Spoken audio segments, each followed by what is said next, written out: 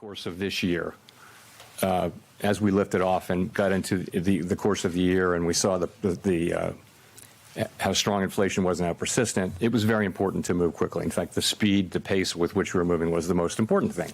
I think now that we're coming to the end of this year, we've raised 425 basis points this year, and we're into restrictive territory. It's now not so important how fast we go. It's far more important to think, what is the ultimate level? And then at a certain point, the question will become, how long do we remain restrictive? That will become the most important question. But I would say the most important question now is no longer the speed. So, and that applies to February as well. So I think we'll make the February decision based on the incoming data and where we see financial conditions, where we see the economy.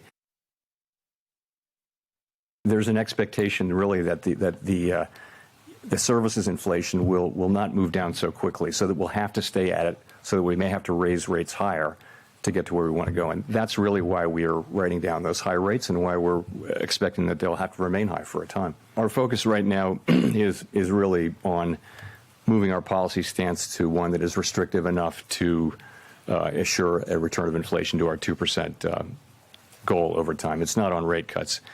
And we think that we'll have to maintain a restrictive stance of policy for some time. Historical experience cautions strongly against prematurely loosening policy. I guess I would say it this way. I wouldn't see us considering rate cuts until the committee is confident that inflation is moving down to 2% in a sustained way.